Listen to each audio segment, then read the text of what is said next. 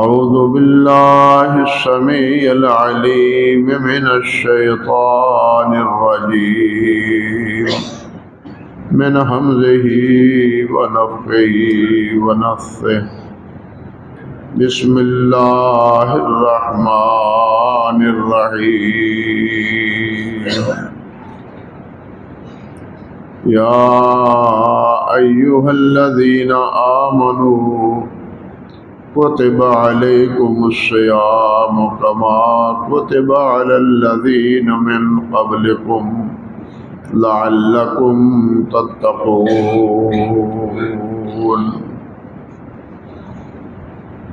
أياما معدودات فمن كان منكم مريضا أو على سفر فعدة من أيام أخر وعلى الذين يطيقونه فدية طعام مسكين فمن تطوع خيرا فهو خير له وأن تصوموا خير لكم إن كنتم تعلمون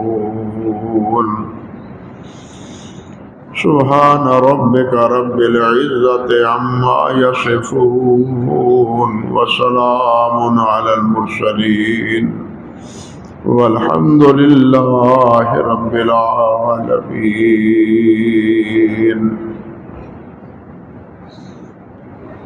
محترم معزز سامعین کرام، عزت مآب میری بہنوں اور بیٹیوں،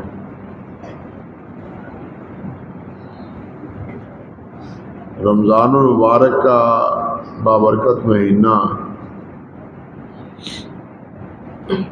نصف ہو چکا اور اب ہم اس کے آخری نصف میں یہ ایام و لیالی گزار رہے ہیں۔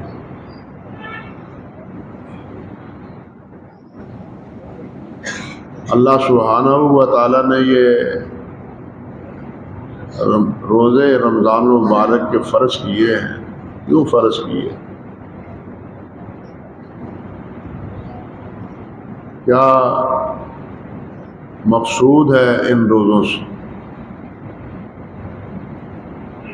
دو لفظوں میں اللہ ذوالجلال والاکرام نے اس کا جواب دیا ہے کہ لعلکم تتقون، یہ فرض اس لیے کیے ہیں تاکہ تم بچ جاؤ۔ کس سے بچ جاؤ؟ اللہ کی نافرمانی سے۔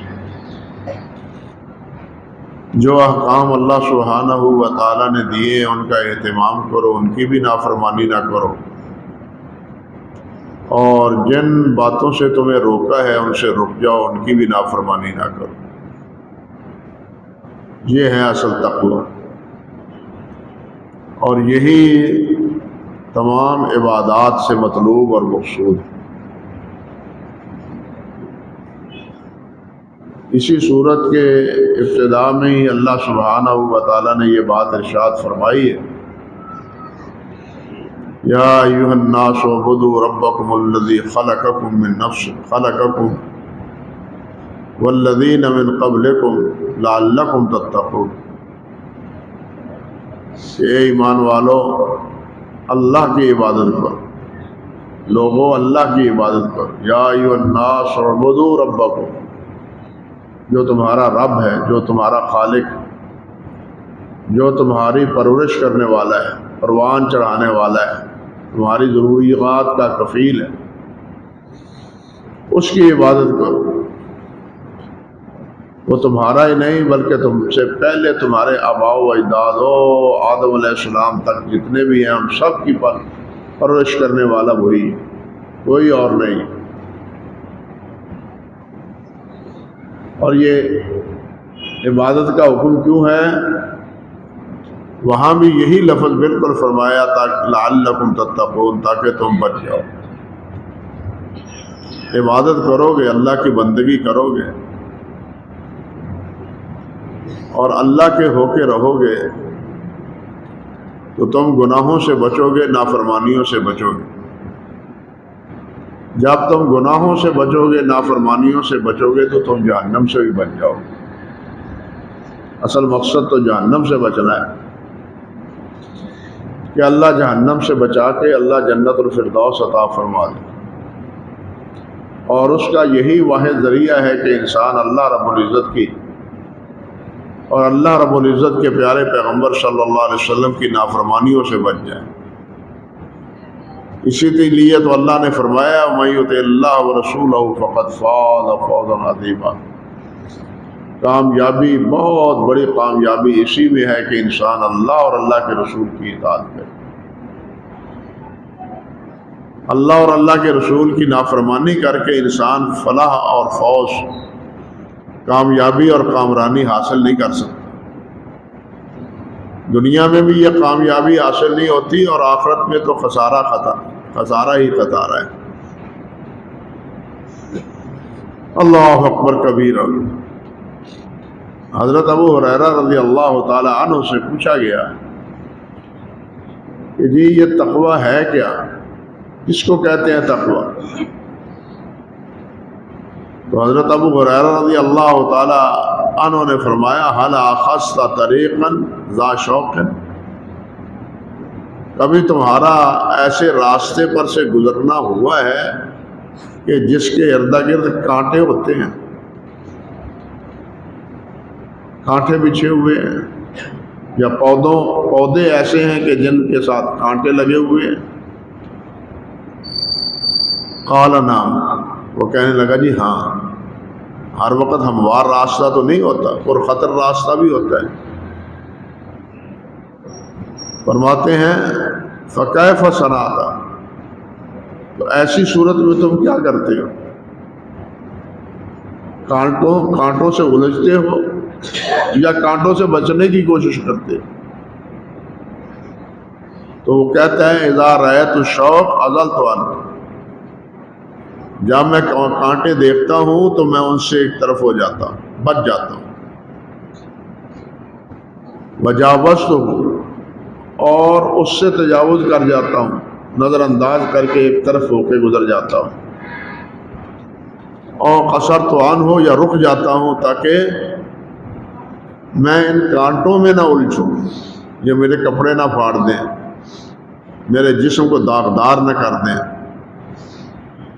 حضرت ابو ہریرہ رضی اللہ تعالیٰ عنہ فرماتے ہیں ذاک التقوی، یہی تقوی ہے۔ دنیا میں جتنے کانٹے ہیں، وہ کفر کا کانٹا ہو، وہ شرک کا ہو، وہ بدعت کا ہو، وہ بدکاری کا ہو، وہ چوری چکاری کا ہو، وہ لوٹ مار کا ہو، وہ جھوٹ کا ہو، دغے فریب کا ہو، یہ سارے کانٹے ہیں۔ ان کانٹوں سے بچ کے انسان کو صراط مستقیم پر چلنا، یہی تقوی ہے۔ اللہ اکبر کبیرہ۔ حضرت عمر بن عبدالعزیز رحمۃ اللہ علیہ، ان کا فرمان ہے کہ لیس تقوی اللہ بصیام النہار ولا بقیام اللیل، تقوی یہ نہیں ہے صرف کہ جناب دن کا روزہ رکھ لو اور رات کا قیام کر لو، بس اتنی بات کا تقوی نہیں ہے۔ ولیکن تقوی اللہ ترک ما حرم اللہ واداء ما افترض اللہ، بلکہ تقوی یہ ہے کہ جو اللہ ذوالجلال نے حرام قرار دیا اس سے بچ جائے، اور جس کو اللہ سبحانہ و تعالیٰ نے فرض قرار دیا، لازم قرار دیا، حکم دیا، اس کا اہتمام کرے، یہ ہے تقوی۔ یعنی پوری طرف اللہ کی فرم برداری کرنا، منہیات سے رک جانا۔ حضرت ابو ہریرہ سے ہی فرمایا تھا نبی علیہ السلام نے ایک موقع پر، یا ابا ہریرہ اتق المحارم تکن اعبد الناس، عبداللہ محارم سے بچو۔ کیا مطلب کہ جن سے اللہ رب العزت نے روکا ہے اس سے رک جاؤ، تکن اعبد الناس، تم سب سے زیادہ عبادت گزار ہو جاؤ۔ اب نافرمانی نہ کرنا، اللہ اکبر کبیرہ، اور منہیات سے رک جانا، اس کو بھی اللہ سبحانہ و تعالیٰ کے پیارے پیغمبر نے فرمایا کہ یہ سب سے بڑی عبادت عبادت صرف نماز روزہ نہیں ہے. عبادت جن سے اللہ ذوالجلال نے روکا ہے اس چیزوں سے رک جانا بھی عبادت ہے. بلکہ اگر سوچیں ہم کہ عبادت کرنے میں تو خطرات ہیں، منہیات سے روکنے میں خطرات نہیں ہیں.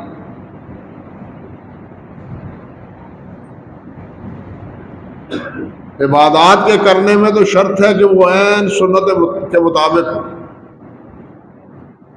اس کے لیے شرط ہے کہ وہ خالص اللہ کے لیے ہو. اگر یہ دونوں چیزیں نہیں ہیں تو اطاعت اور فرم برداری اور عبادت اللہ کے ہاں قبول نہیں. لیکن جو منہیات ہیں، جن سے روکا ہے، حرام کاموں سے روکا ہے، اس سے رک جانا، اب یہ رکنے میں تو کوئی عمل نہیں ہے، ان میں تو کوئی خطرہ نہیں ہے. اسی لیے نبی علیہ السلام نے فرمایا تھا کہ عبد الناس، تم سب سے زیادہ عبادت گزار ہو جاؤ. اتنے نمازی ہیں جو نافرمانیاں بھی کرتے ہیں، روزے دار ہیں نافرمانیاں بھی کرتے ہیں. بھائی نمازی کو اپنی زندگی بدلنی چاہیے، روزے دار کو اپنی زندگی بدلنی چاہیے، مسلمان کو اپنی زندگی بدلنی چاہیے. ایک مسلمان کے عمل میں اور غیر مسلمان کے عمل میں فرق ہونا چاہیے. ایک نمازی اور ایک غیر نمازی کے عمل میں فرق ہونا چاہیے.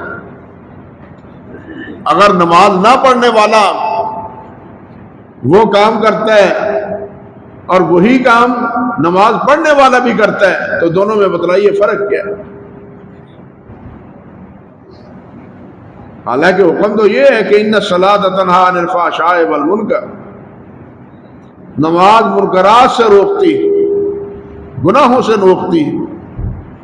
اور جو نماز نہیں پڑھتا اس کے بارے میں فرمایا اللہ سبحانہ و تعالی نے سورۃ میں اللہ سبحانہ و تعالی نے فخلف من بعدهم خلف اضاعوا الصلاۃ واتبعوا الشہوات، کہ انبیاء کرام علیہ السلام وہ تو اللہ کے عبادت گزار ہوئے، لیکن ان کے جو بعد میں آنے والے تھے اضاعوا الصلاۃ، انہوں نے نماز کو ضائع کر دی. نماز کو ضائع کرنے کا نتیجہ کیا ہوا؟ واتبعوا الشہوات، وہ اپنی خواہشات کے غلام بن کے رہ گئے. یہ ہے نماز چھوڑنے کا نقصان. نماز چھوڑنے والا وہ اللہ کے حکم کا غلام نہیں بنتا، وہ اپنی خواہشات کا غلام بن کے رہ جاتا ہے. جو اس کی تمنا، جو اس کی خواہش دل میں جنم لیتی ہے وہ انسان کا قرض گزرتا ہے، کوئی پرواہ نہیں کرتا اس میں.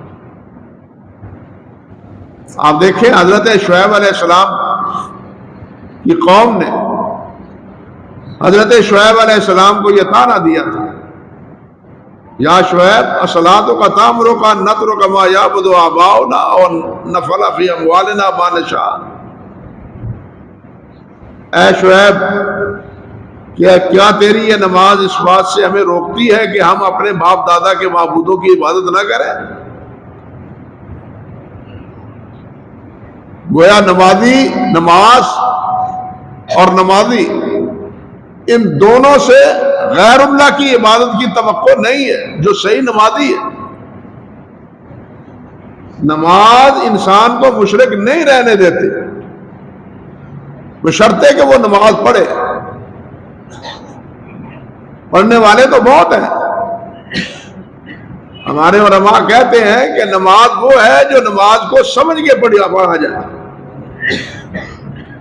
بلکہ حضرت مولانا محی الدین عبد الرحمن رحمۃ اللہ علیہ لکھوی رحمۃ اللہ علیہ کے خاندان کے بہت بڑے اہل اللہ میں سے تھے. حضرت حافظ محمد لکھوی رحمۃ اللہ علیہ کے صاحبزادے تھے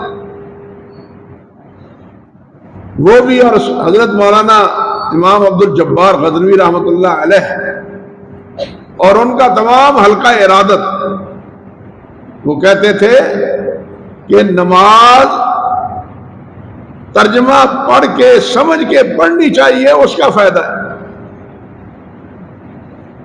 جو نمازی پڑھتا ہے اور اس کو پتہ ہی نہیں کہ میرے زبان سے جملے کیا نکل رہے ہیں، میں کس بات کا اقرار کر رہا ہوں، کس بات کا اعتراف کر رہا ہوں، کس بات کا عزم کر رہا ہوں، اللہ سے کیا مانگ رہا ہوں، کس سے توبہ کر رہا ہوں، فرماتے ہیں اسے کیا فائدہ ہوتا ہے، اس کا کیا نتیجہ نکلتا ہے نماز کا۔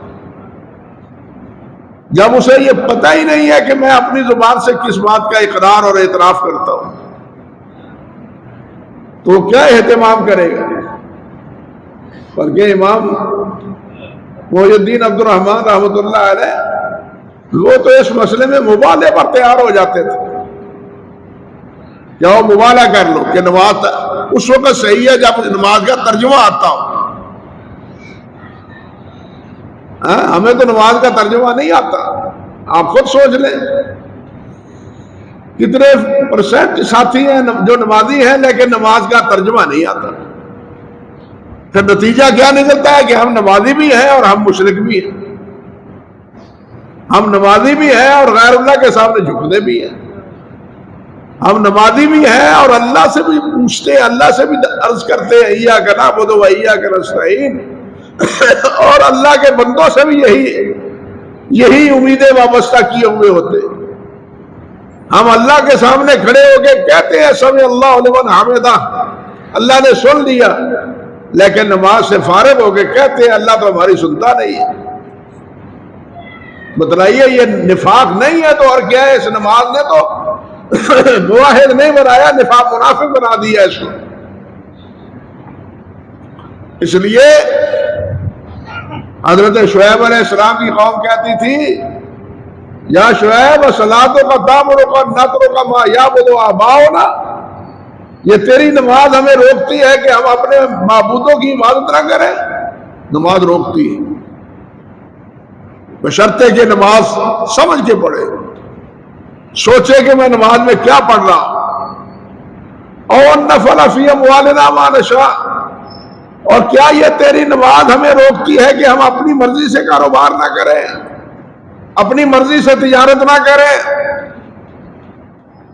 نماز اپنی مرضی سے تجارت کرنے کی اجازت نہیں دیتی۔ تجارت میں حرام کام، جھوٹ، دغا، فراڈ، فریب، دھوکہ، نماز اس سے روکتی ہے۔ لیکن ہم نماز بھی پڑھتے ہیں اور سب کام کرتے ہیں۔ پھر مجھے آپ بتلائیں کہ ایک نمازی میں اور غیر نمازی میں فرق کیا ہے؟ چاہیے تو یہ آج ہمارا ماحول کیوں نہیں بدلتا؟ مسلمان صحیح معنی میں مسلمان ہو تو دوسرے بھی مسلمان ہو جائیں۔ آج دنیا پوچھتی ہے کہ ہمیں ماڈل دے، نمونہ دے، نمونہ پیش کریں۔ ہم نمونہ کیا پیش کریں؟ مسلمان کیا نمونہ پیش کرے؟ وہ کام جو غیر مسلم نہیں کرتے وہ مسلمان کرتے ہیں۔ غیر مسلم اپنے کاروبار میں دھوکہ نہیں کرتے، جھوٹ نہیں بولتے، ملاوٹ نہیں کرتے، لیکن ہم 1 2 3 4 نمبروں پر جناب ہمارے سارے کاروبار چلتے ہیں اور پیسے پورے لیتے ہیں۔ بتلائیے ایسا اسلام ہمارا دوسروں کے لیے دعوت کا سبب بن سکتا ہے؟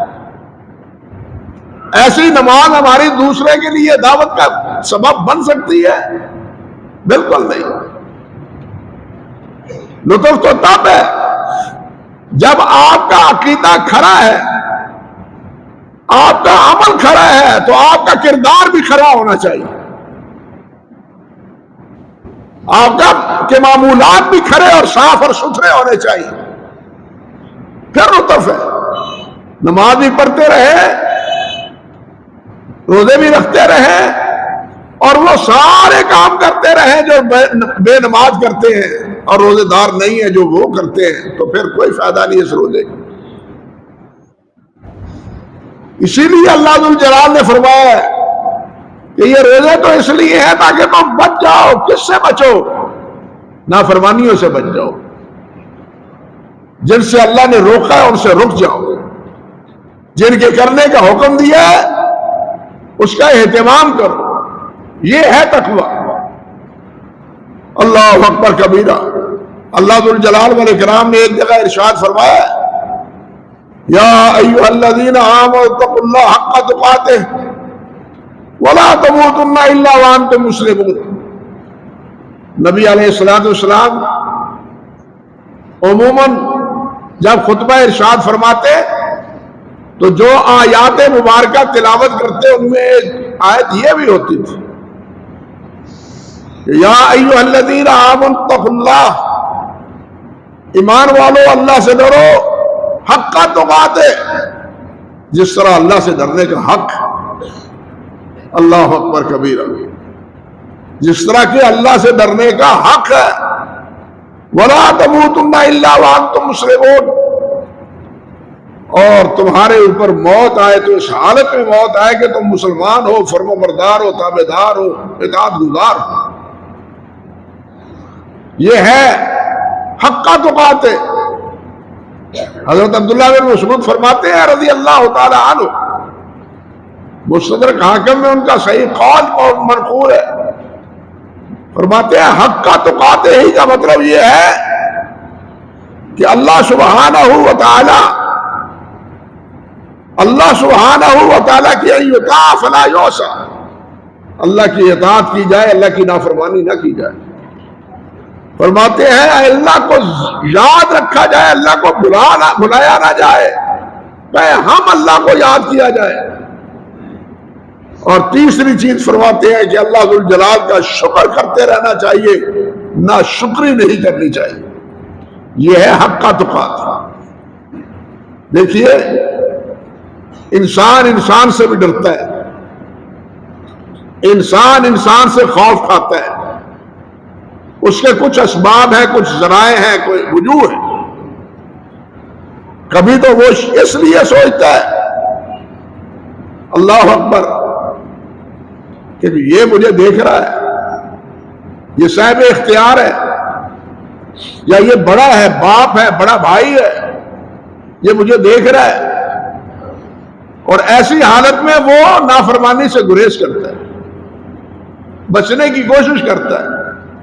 اللہ اکبر کبیرہ۔ آج کل یہ کیمرے لگے ہوئے ہوتے ہیں، ان کے اوپر لکھا ہوا ہوتا ہے کہ کیمرے کی آنکھ تمہیں دیکھ رہی ہے، کیمرے کی آنکھ تمہیں دیکھ رہی ہے، اس لیے خیال کرنا تم کیا کرتے ہو۔ تو انسان جو چور اچکے ہوتے ہیں وہ سب سے پہلے کیمرے کو ہاتھ ڈالتے ہیں، تاکہ یہ نہ یہ کیمرہ ہو اور نہ ہماری حرکت اس میں نصب ہو۔ کبھی انسان اس طرح کرتا ہے، لیکن کبھی سوچا کہ اللہ سبحانہ و تعالیٰ کی نظر سے کوئی بچ سکتا ہے؟ کوئی انسان ایسا ہے جو یہ کہے کہ میں اللہ ذو الجلال والاکرام سے بچ سکتا ہوں؟ یا اللہ ذو الجلال کو میری کسی حرکت کا علم نہیں ہے؟ اللہ تو فرماتے ہیں اللہ اکبر فإنہ یعلم السر وأخفى، جو تمہارے اندر راز کی باتیں ہیں یا پوشیدہ باتیں ہیں میں اس سے بھی آگاہ ہوں۔ فرمایا وَلَقَدْ خَلَقْنَا الْإِنسَانَ وَنَعْلَمُ مَا تُوَسْوِسُ بِهِ نَفْسُهُ، ہم نے انسان کو پیدا کیا ہے اور اس کے دل میں جو خطرات اور جو وسوسے خیالات آتے ہیں ہم اس سے بھی آگاہ ہیں۔ مجھ سے کس طرح چھپ سکتے ہو تم، مجھ سے کس طرح بچ سکتے ہو تم؟ اللہ اکبر۔ وہ تو وہ ہے جس نے فرمایا یعلم خائنۃ الاعین وما تخفی الصدور، وہ تمہاری آنکھوں کی خیانت کو بھی جانتا ہے اور تمہارے دلوں کے رازوں سے بھی واقف ہے۔ انسان سے بچنے کی کوشش کرتا ہے کہ وہ دیکھ رہا ہے، لیکن ہمیں سوچنا چاہیے کہ انسان تو کبھی غافل ہو سکتا ہے، لیکن اللہ ذو الجلال کی نگاہ سے تو کوئی چھپا ہوا نہیں ہے۔ یہ ہے حق تقاتہ۔ پھر اسی طرح انسان وہ کبھی ایسا ہوتا ہے کہ جناب اگر پکڑا بھی گیا تو چھوٹ جاؤں گا، پیسے دے کے چھوٹ جاؤں گا، کوئی سفارشی آ جائے گا وہ سفارت کر لے گا، کوئی M N A M P A آ کے جناب پکڑ کے مجھے لے جائے گا، وہ اس دلیری پر کام کر لیتا ہے۔ اگر یہ ذرائع نہ ہو تو پھر اجتناب کرنے کی، بچنے کی کوشش کرتا ہے۔ لیکن سوچیں کہ اللہ سبحانہ و تعالیٰ کی پکڑ جیسی کسی کی پکڑ ہے؟ اللہ فرماتے ہیں اِنَّ بَطْشَ رَبِّكَ لَشَدِيدٌ، کہ تیرے رب کی پکڑ سب سے زیادہ شدید اور سخت۔ اللہ نے فرمایا وَلَقَدْ جَاءَ آلَ فِرْعَوْنَ النُّذُرُ وَكَذَّبُوا بِآيَاتِنَا كُلِّهَا فَأَخَذْنَاهُمْ أَخْذَ عَزِيزٍ مُقْتَدِرٍ۔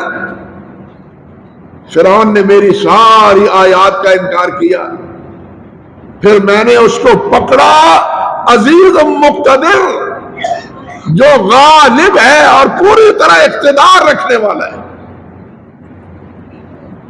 فرعون اپنے تمام تر لاؤ لشکر کے باوجود ہم نے غرق کر دیا، کوئی بھی نہ بچ سکا ان میں سے۔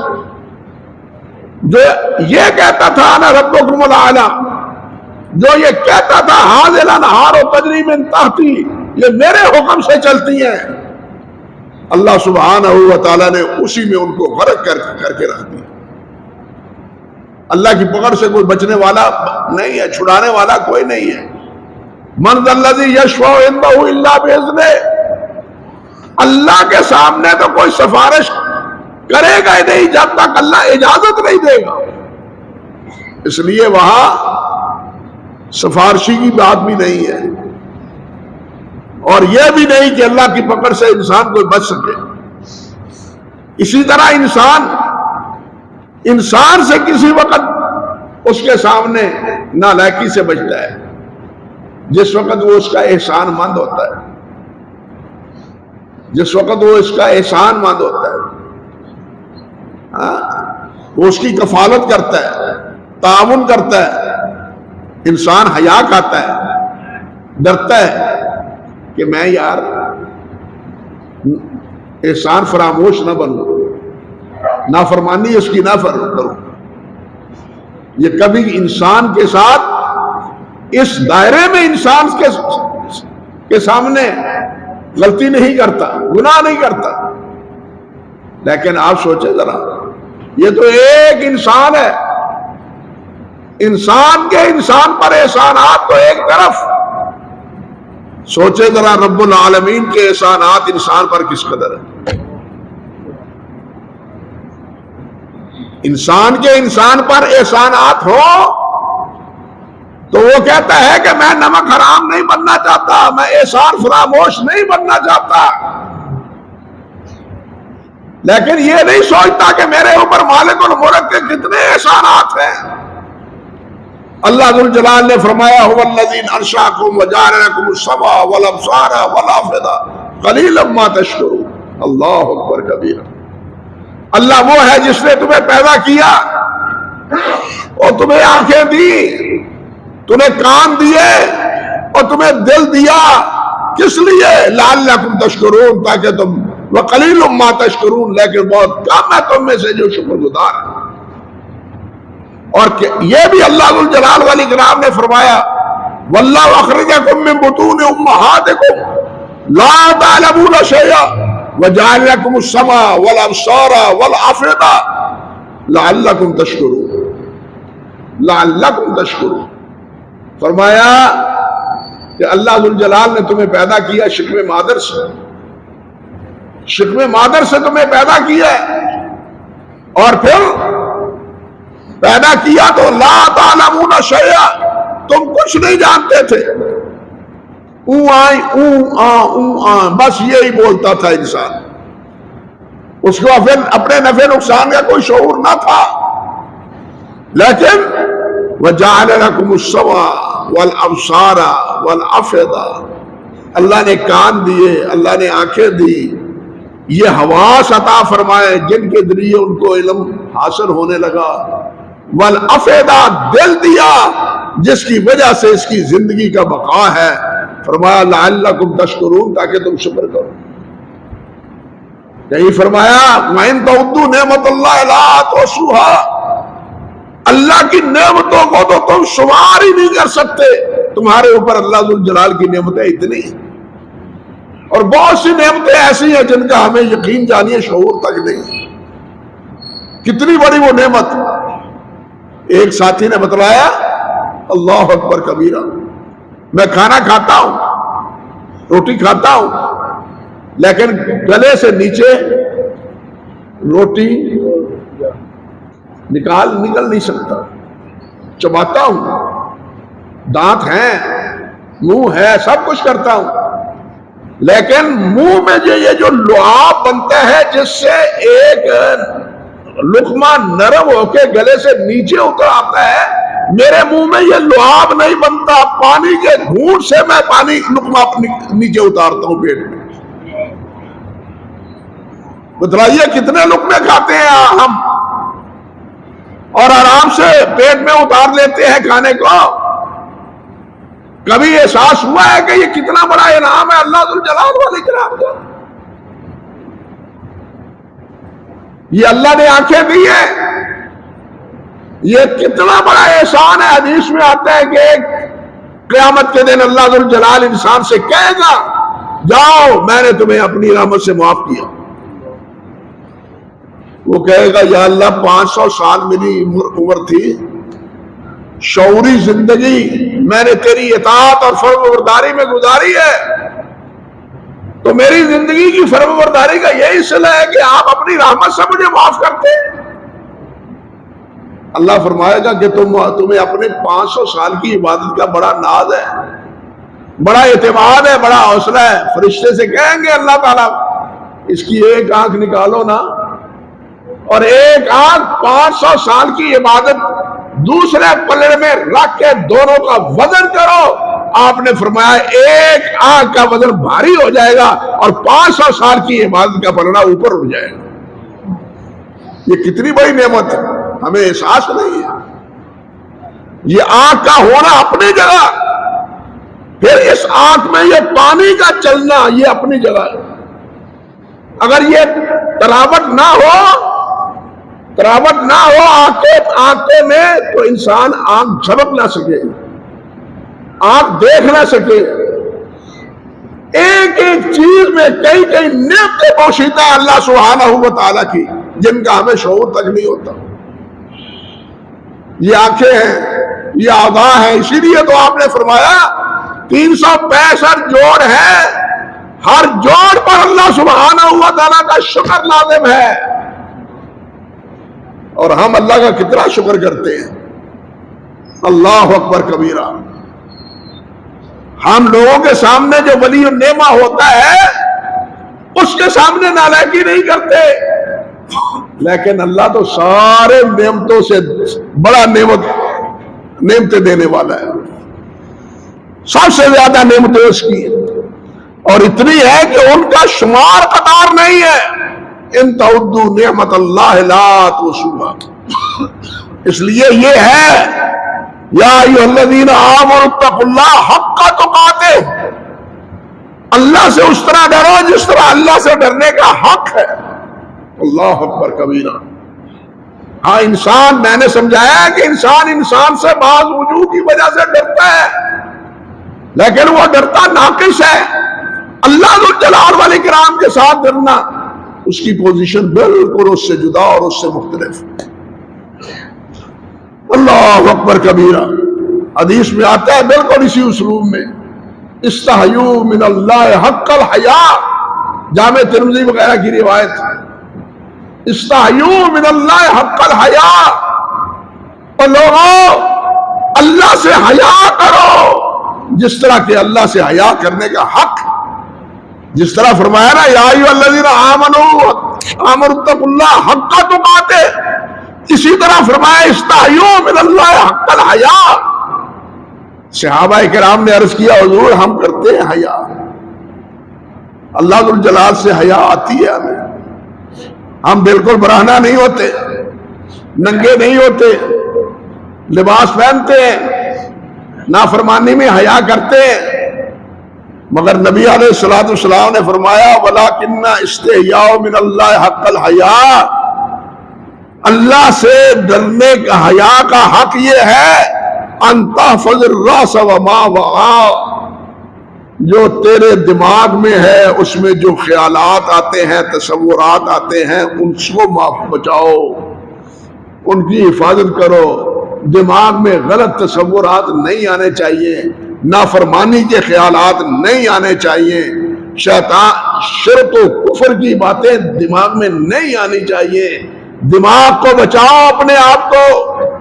فرمایا وَتَحْفَظِ الْبَطْنَ وَمَا هَوَىٰ، اپنے پیٹ کو بچاؤ، اور جو پیٹ جمع کرتا ہے، خوراک جمع کرتا ہے، پیتا ہے، کھاتا ہے، اس کو دیکھو کہ یہ حلال بھی ہے یا حرام ہے، یہ جائز ہے یا ناجائز ہے۔ نبی علیہ السلام نے فرمایا اللہ اکبر کبیرہ، آپ فرماتے ہیں کہ میں نے لوگوں کو بتا دیا الحلال بین والحرام بین وما بینہما شبہات، فرمایا حلال بین ہے، حرام بین ہے، یہ چیزیں حلال ہے، یہ حرام ہے، واضح کر دیا۔ بعض وہ چیزیں ہیں جن کے بارے میں شبہات ہے کہ پتہ نہیں جائز ہے یا ناجائز ہے، فرمایا جو ان شبہات سے بچ جائے گا وہ متقی ہوگا۔ یہ ہے دین۔ ہم تو بہانے ڈھونڈتے ہیں نافرمانی کے، گنجائش ڈھونڈتے ہیں نافرمانی کی، ذرائع ڈھونڈتے ہیں نافرمانی کے، لیکن اللہ کے نبی نے صلی اللہ علیہ وسلم نے واضح فرما دیا کہ حلال و حرام تو واضح ہے، لیکن جن کے بارے میں تمہیں شبہ ہو شبہ سے بھی بچو۔ یہی بات یہاں فرمائی کہ جو تمہارے پیٹ میں جا رہا ہے دیکھو کہ وہ حلال ہے یا حرام ہے۔ فرمایا وَلْتَذْكُرِ الْمَوْتَ وَالْبَلَاءَ، موت کو یاد کرو، مرنا یاد کرو، آج نہیں تو کل گئے، کل نہیں تو پرسوں گئے، اور اپنے آپ کو سمجھو کہ اب میری باری آئی کہ آئی۔ فرمایا وَمَنْ أَرَادَ الْآخِرَةَ تَرَكَ زِينَةَ الدُّنْيَا، اور جو آخرت چاہتا ہے وہ دنیا کی زینت ترک کر دیتا ہے۔ فرمایا فَمَنْ فَعَلَ ذَلِكَ فَقَدْ اسْتَحْيَا، جو یہ اہتمام کرتا ہے وہ اللہ کے سے حیا کرتا ہے۔ استحیوا من اللہ حق الحیا، اور یہ جو فرمایا نا اللہ اکبر لعلکم تتقون، اس کی اہمیت سمجھیے۔